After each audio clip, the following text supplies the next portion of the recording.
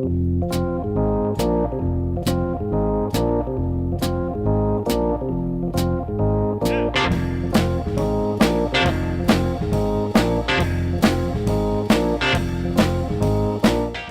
to the Two Blokes Chatting radio show on 94.7 The Pulse. Music, interviews, news and, well, Two Blokes Chatting.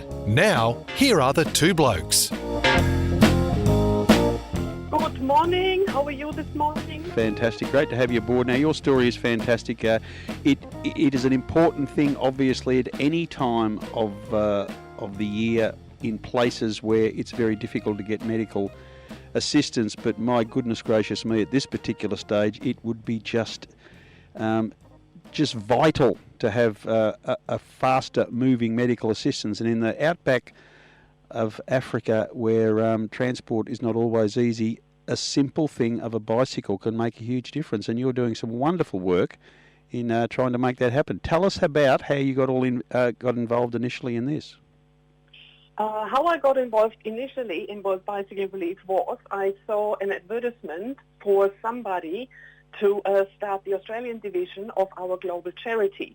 And when I saw World Bicycle Relief as a title, I thought, what a strange title. I need to check this out. And once I started going through the website, I was absolutely hooked. Considering that a bicycle can actually save lives, I never thought of that before. And especially right now, in the times we are living in, it is even more important to really, really give frontline health workers who normally walk vast distances to visit patients to supply them with bicycles. We've actually been approached by our field partners in the field. We need approximately 2,500 bicycles for frontline health workers. Now, as we know, even in wealthy regions like Europe, the US, South Korea, and Australia, we have an amazing healthcare system. Imagine a healthcare system where you are relying on healthcare workers to come to you and visit you in your village. On Just foot. Comprehensible. I can't get my head around it. Hi Dagmar, it's Neil. The thing that I'm trying to imagine this. The best I've ever done is I went to Papua New Guinea for work one stage, and there were sealed highways. I suspect we're going into even more remote parts of the world. How do you ride a bicycle in some of those areas? I mean, there won't be paths or roads necessarily. There'll be a fairly rocky old road.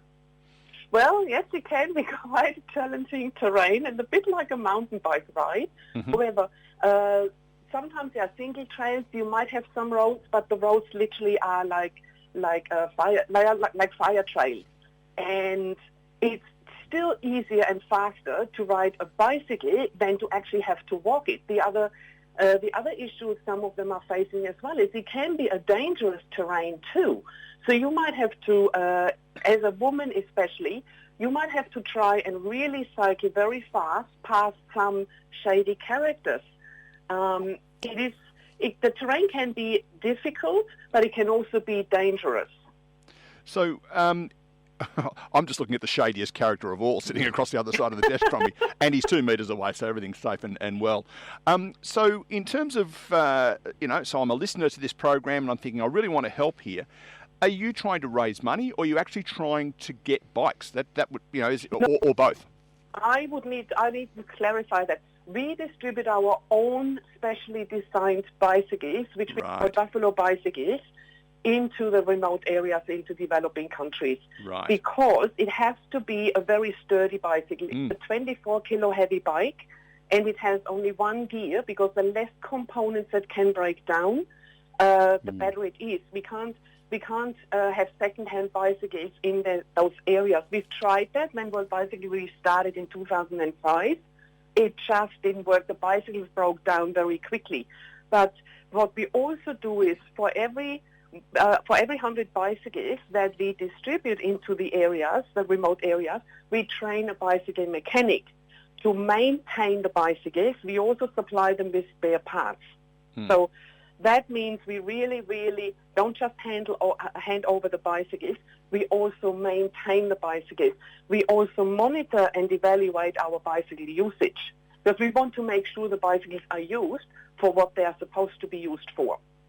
The bicycles obviously put underneath the people, but how well trained is the medical network that is required to be riding at this particular stage, and again that the transfer of that skill into the requirements with the latest coronavirus? Well, that's actually an interesting question. A lot of the healthcare workers happen to be volunteers, and they are trained by a healthcare professional from a clinic. So a clinic might have only one trained healthcare professional who then trains the healthcare volunteers.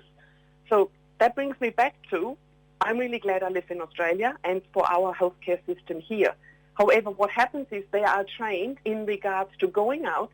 They don't just care for people, they also educate the people. So right now what we need is to really mobilize these frontline health workers, because they can visit the villages with material. So it's not just about caring for the people, it's also educating the people in what's happening right now in the world, and educating them about the coronavirus, how to prevent the spread, how to look after themselves, trying not to get infected, but also how not to spread the infection.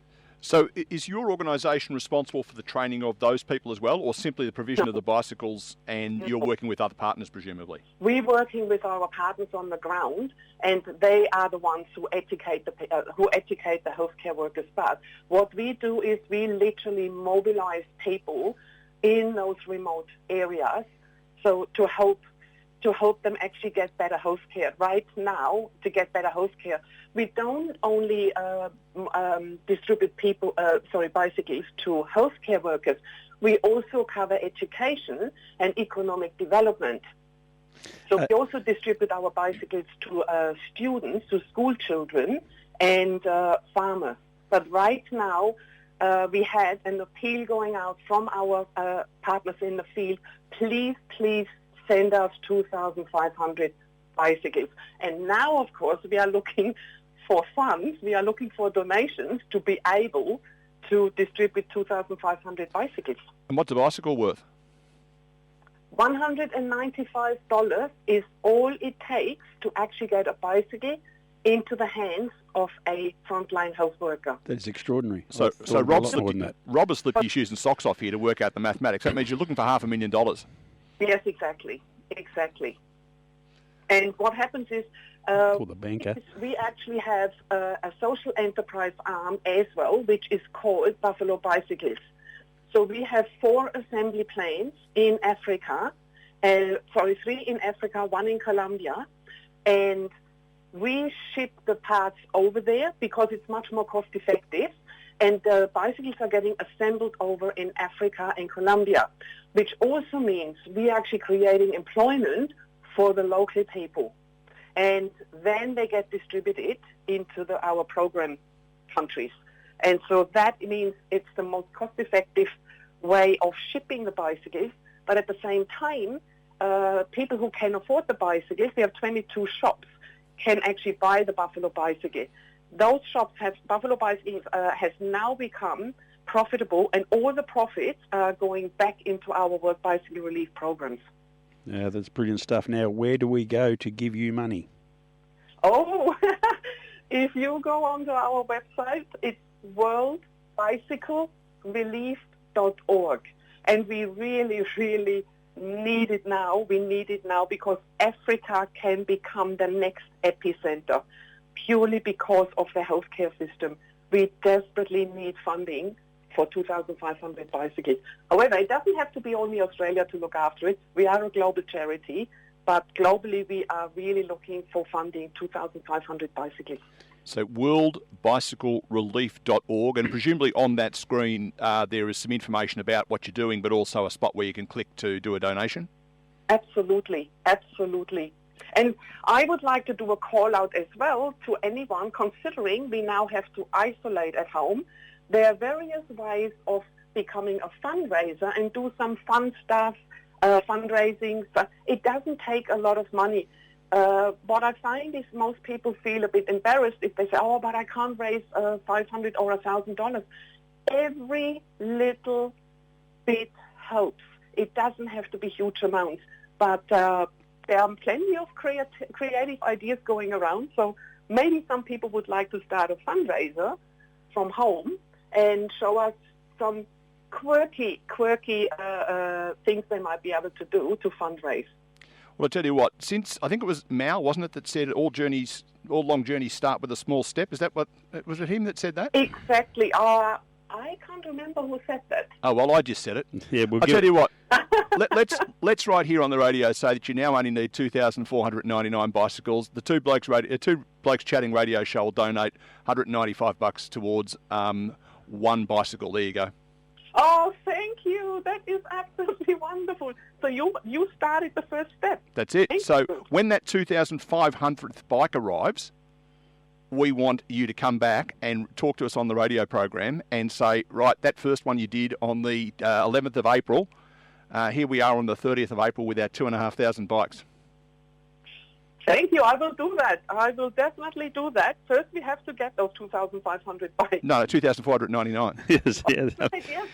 Yes. You're right about that one. Dagmar, thank you so much for your time. We love people of your ilk that are passionate about their cause, and this is a serious cause, because while in one sense the isolation of Africa has them somewhat safe at this particular stage, we know how quickly that can become the opposite case once the virus gets into that neck of the woods. So let's hope it doesn't, but we love the work that you're doing to help out. So get on board, worldbicyclerelief.org, get on and donate and continue what Neil and I have started. We'll do that this afternoon. There you go. Good stuff.